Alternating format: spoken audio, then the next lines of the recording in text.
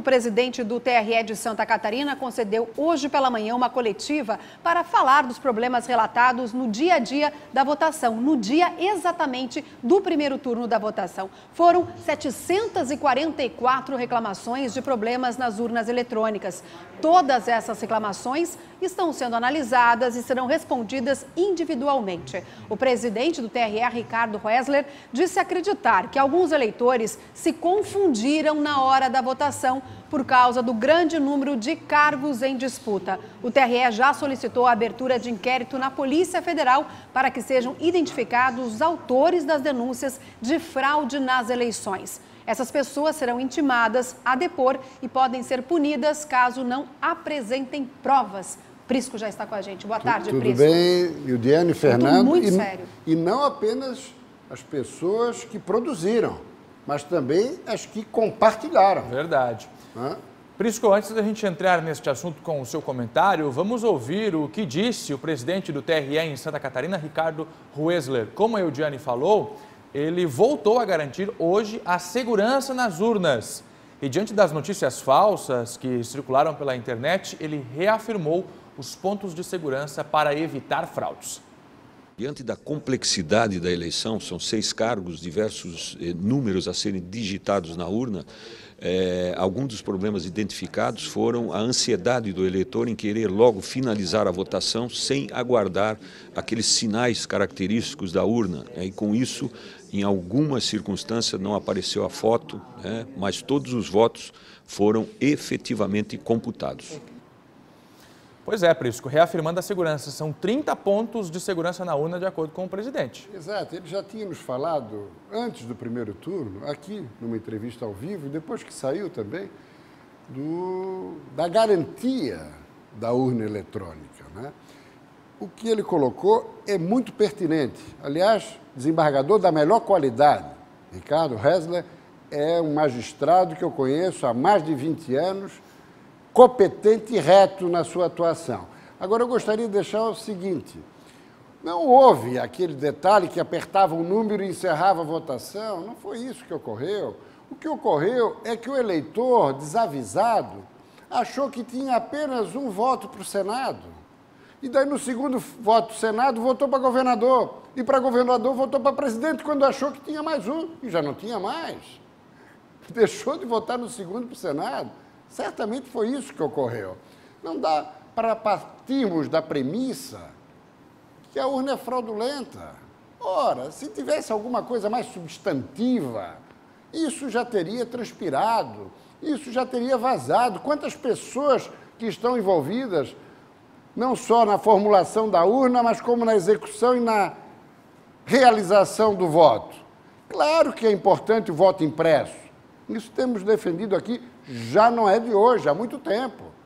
A impressão do voto é importante, não para ficar para o eleitor, mas que fique ali, depois de digitado o voto, fique ali impresso, para numa necessidade haver a devida comprovação. Agora, levantar suspeita em torno da urna eletrônica, o que se observa hoje é muito fake news, é muito diz-que-disse.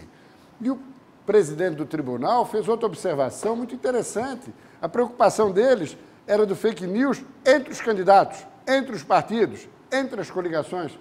E o que está ocorrendo é uma profusão de fake news no WhatsApp entre os eleitores, entre os simpatizantes, entre os militantes partidários, Fernando. Colocando em xeque também a segurança das urnas e até mesmo o próprio trabalho do TRE. E a credibilidade do processo eleitoral. Exatamente. Vamos então acompanhar outra parte da entrevista, porque hoje pela manhã o desembargador Ricardo Roesler afirmou a contestação da urna eletrônica que se tornou agora um projeto político. Segundo ele, isso se tornou um projeto político. Questionar a urna eletrônica, a segurança do processo, se transformou em uma forma de fazer politicagem. Para o segundo turno, ainda de acordo com o presidente, os tumultos que aconteceram nos locais de votação no primeiro turno, desta vez, não serão tolerados.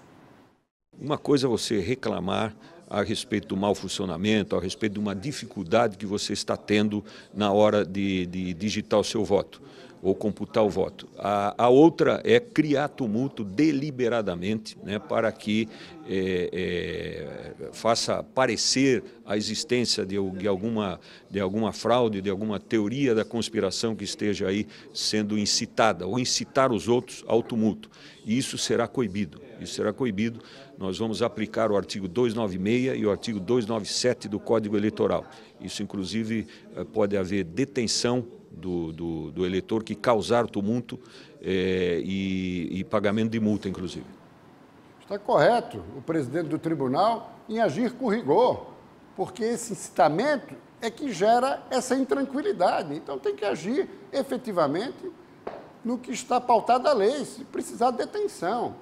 E outra, se o eleitor tem essa dificuldade no voto, que chame o mesário, não para assistir o seu voto, para, se tem alguma dificuldade, como manusear a máquina, peça ajuda.